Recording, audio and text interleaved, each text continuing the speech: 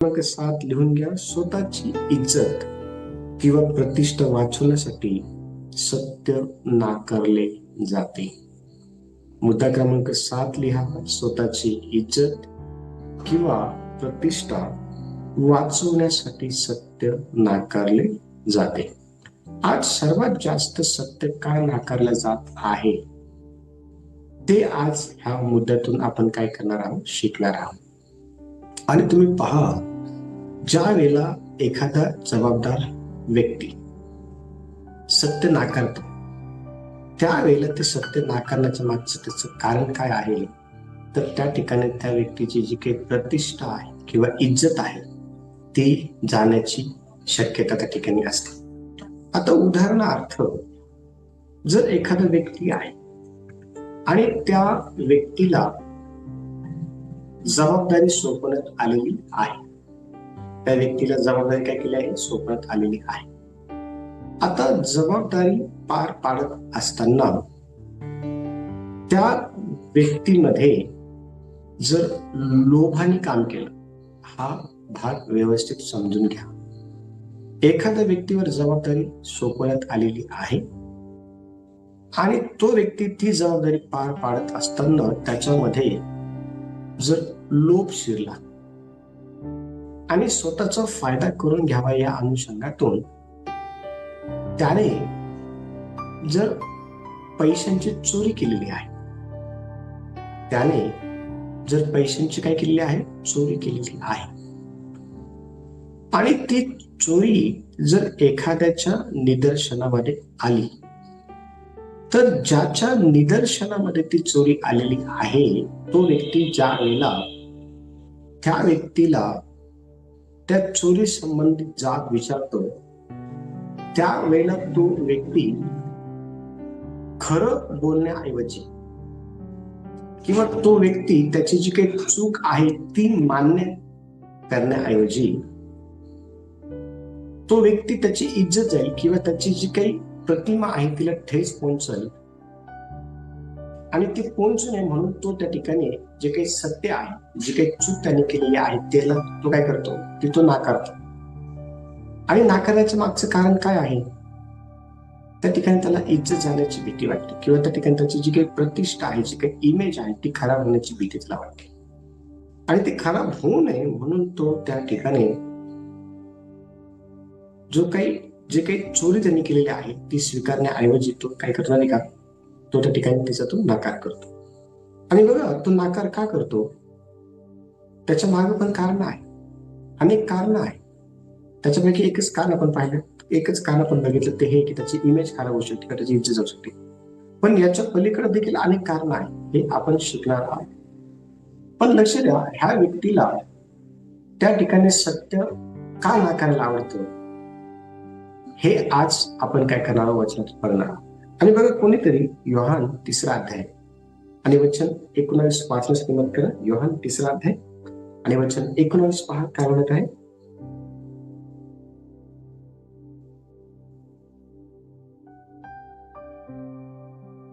निवाडा हाच आहे की जगात प्रकाश आला आहे आणि मनुष्यांनी प्रकाशापेक्षा अंधाराची आवड धरली आहे, कारण त्यांची कृत्ये दुष्ट होती.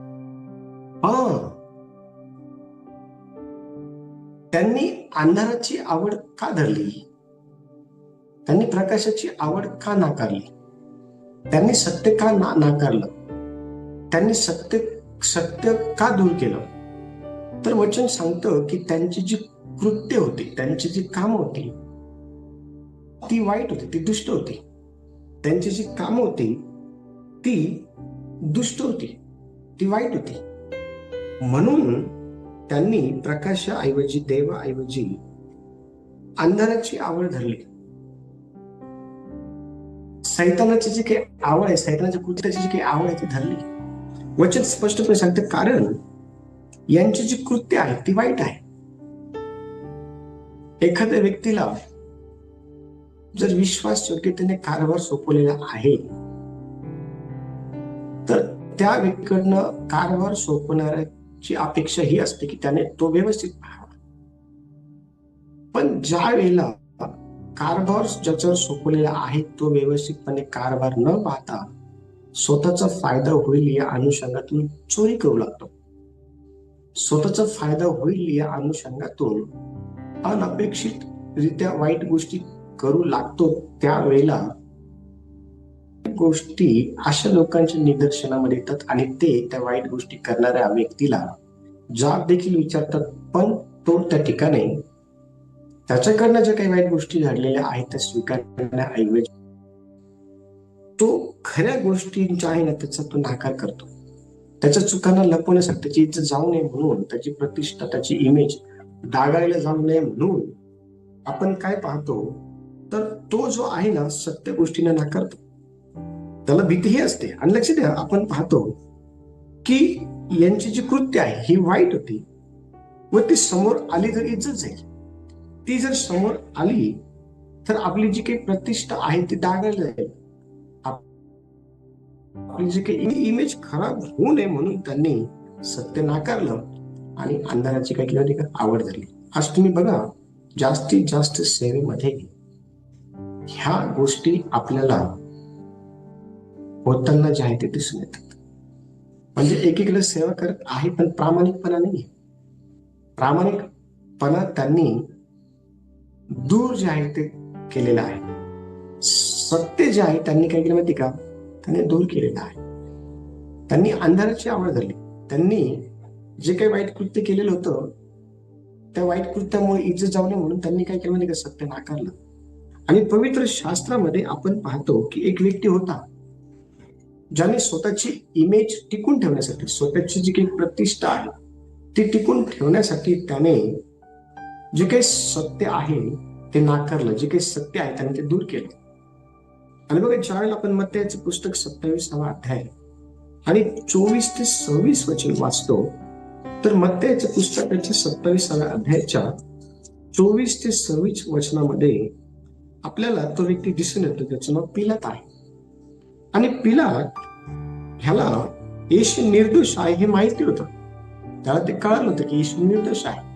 तरीही लोकांच्या दबावामध्ये येऊन स्वतःची जी काही प्रतिष्ठा आहे ती वाचवण्यासाठी त्याने येशूला काय केलं माहिती का, शिक्षा दिली. त्याने येशूला काय केलं माहिती का, वधस्तंभावर दिली. बरं, कोणतरी वाचा ते वचन, 27वा अध्याय आणि 24 ते 26 वचन. यावरून आपले काही चालत नाही, उलट अधिकच गडबड होत आहे असे पाहून पिलाताने पाणी घेऊन लोक समुदायासमोर हात धुवून म्हटले, मी ह्या नीतिमान मनुष्याच्या रक्ताविषयी निर्दोष आहे, तुमचे तुम्हीच पहा. सर्व लोकांनी उत्तर दिले की त्याचे रक्त आमच्यावर, आमच्या मुलाबाळांवर असो. तेव्हा त्याने त्यांच्याकरता बारपारा सोडले व येशूला फटके मारून वधस्तंभावर खिळण्याकरता शिपायांच्या स्वाधीन केले. Very good. बघा, पिलात स्वतः ही गोष्ट कबूल करत आहे. ज्या वेळेला आपण वचन वाचतो, पिलात म्हणत आहे, मी ह्या नीतिमान मनुष्याच्या रक्ताविषयी काय माहिती का, मी निर्दोष आहे. लक्ष द्या, आपण अतिशय स्पष्टपणे या ठिकाणी काय पाहतो की पिलाताला ही गोष्ट माहिती होती. पिलाताला ही गोष्ट माहिती होती की येशू हा निर्दोष आहे. येशू हा निर्दोष आहे, त्याने काही एक चूक केलेली नाहीये हे पिलाताला माहिती होतं. आणि हे पिलाताला माहिती असताना देखील पिलाताने येशूला आपण पाहतो की त्या ठिकाणी सोडलं नाही. तो लोकांच्या दबावाखाली आला. पिलात जो आहे लोकांच्या दबावाखाली आला आणि बघा, स्वतःची प्रतिष्ठा वाचवण्यासाठी, स्वतःची आपण या ठिकाणी काय पाहतो, स्वतःची इज्जत वाचवण्यासाठी, स्वतःची जी काही प्रतिष्ठा आहे ती वाचवण्यासाठी त्याने येशूला जे आहे ना, वचन सांगितले स्पष्टपणे, त्याने येशूला वधस्तंभावरती ठेवण्यासाठी शिष्यांच्या स्वाधीन करून टाकले. जे विचार करा, आज वर्तमान समयामध्ये ज्याच्यावर जबाबदारी सोपवलेली आहे त्या व्यक्तीने प्रामाणिकपणे देवाच्या इच्छेला अनुसरून त्या जबाबदाऱ्या पार पाडल्या पाहिजे. परंतु स्वतःचा फायदा व्हावा, स्वतःची प्रतिष्ठा, स्वतःची इमेज, स्वतःची इज्जत ही जाऊ नये स्वतःच्या प्रतिष्ठेला, स्वतःच्या इमेजला काही एक धक्का पोहोचू नये म्हणून ते सत्य नाकारतात. ते टिकून राहावी, स्वतःची इमेज टिकून राहावी, स्वतःची प्रतिष्ठा टिकून राहावी, स्वतःची इज्जत टिकून राहावी म्हणून ते सत्याचा नाकार करतात, सत्याला दूर करतात आणि खोटं बोलतात, अंधाराची आवड करतात. अशा प्रकारे आज वर्तमान समाजामध्ये आपल्याला देवाच्या सेवेमध्ये अनेक जबाबदार व्यक्ती करताना दिसत आहे. आणि म्हणून आपण देवाचे सेवक या नात्याने, देवाचे लेकर या नात्याने आपण यातून काय शिकलं पाहिजे? वचन स्पष्टपणे सांगते की तुमचं जे बोलणं आहे, हो तर हो, नाही तर नाही असं असलं पाहिजे. तुमचं जे बोलणं आहे, हो तर हो, नाही तर नाही असं असलं पाहिजे. याच्या पलीकडे जे काही आहे ते सैतानाकडनं आहे, ते त्या दुसऱ्याकडनं आहे. आणि वचन सांगतं की तुम्ही आपल्या शेजाऱ्याबरोबर जे आहे ते खरं बोला. प्रत्येकाने आपापल्या शेजाऱ्याबरोबर काय केलं पाहिजे? खरं जे आहे ते बोललं पाहिजे, सत्य जे आहे ते बोललं पाहिजे. वचन काय सांगत आहे? स्वतःची इज्जत, स्वतःची प्रतिष्ठा, स्वतःची इमेज वाचवण्यासाठी हे जे जबाबदार लोक आहेत ना, हे सत्य काय करतात? नाकारतात. आणि म्हणून अशा वर्तमान समयामध्ये आपण देवाबरोबरच्या प्रवासात चालत असताना स्वतःची पडताळणी करणं फार गरजेचं आहे. जर आपल्याकडनं चुका घडल्या आणि एखाद्याच्या निदर्शनामध्ये जर त्या चूक आल्या आणि त्याने जर आपल्याला त्या दाखवल्या, तर आपण त्या ठिकाणी ती चूक मान्य केली पाहिजे. ती चूक परत होऊ नये म्हणून आपण ती सावधगिरी बाळगली पाहिजे. आपण क्षमा मागितली पाहिजे. आणि लक्ष द्या, आपण ह्या सर्व गोष्टी का केल्या पाहिजे? तर जी गोष्ट करण्यासाठी देवाने आपल्याला निवडलेलं आहे ती आपल्याकडनं व्हावी. देवाबरोबर चालणं हे सोपं नाही. आणि ज्याला देवाबरोबर चालायचं असतं त्याने पवित्र आत्म्याचे मार्गदर्शन घेणं फार गरजेचं आहे. म्हणून आपण काय शिकू? सत्य का लोक नाकारतात? कारण त्यांना त्यांची प्रतिष्ठा प्यारी आहे सत्यापेक्षा. लोक सत्य का नाकारतात? लोक सत्य का दूर करतात? कारण त्यांना त्यांची जी काही इमेज आहे ती जास्त प्यारी आहे, न की देव, न की सत्य, न की देवाच्या गोष्टी. आणि आज अनेक ठिकाणी ह्या गोष्टी होताना आपल्याला दिसून येत आहे. आणि म्हणून आपण सावध असणं फार गरजेचं आहे. आपण आपल्या स्वतःकडे लक्ष देणं फार गरजेचं आहे. देवा वचन स्पष्टपणे सांगतो की आपण थोडक्या गोष्टींमध्ये जर विश्वासू राहील तर देव आपली पुष्कळांवरती नेमणूक करेल.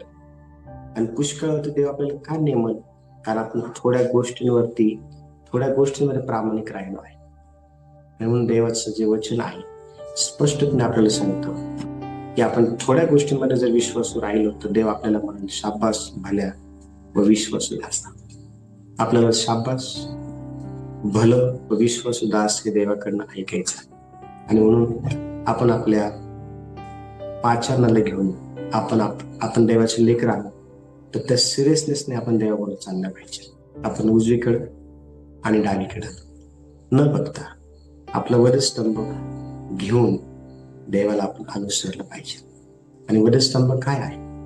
वधस्तंभ काय आहे? तर वधस्तंभ हा रोज देवाकरता मरणं आहे. रोज देवाकरता मरणं आहे. याचा अर्थ हा आहे की ज्या गोष्टी आपल्याला आवडतात त्या देवाला आवडत नाही, आणि ज्या गोष्टी देवाला आवडतात त्या आपल्याला आवडत नाही, पण ज्या देवाला आवडतात त्या आपल्याला आवडलं पाहिजे. हे आहे रोज वधस्तंभ घेऊन चालणं. रोज देवाकरता आपल्याला जे आवडतं त्या गोष्टींकरता आपण मेलं पाहिजे. चर्च आज या संध्याकाळच्या वेळेला आपण आपल्या स्वतःच आत्मपरीक्षा करत असताना आपण विचार करणार आहोत की आपण आपली स्वतःची इज्जत वाचवण्यासाठी, स्वतःची इमेज सांभाळून ठेवण्यासाठी काय आपण खोट्या गोष्टींचा सहारा घेत आहोत का? खऱ्या गोष्टींना दूर करत आहोत का? हा प्रश्न आज या वेळेला तुमच्या समोर ठेवून जात आहे. देवा आजच्या वचनाच्या द्वारे सर्वांना आशीर्वादित करो.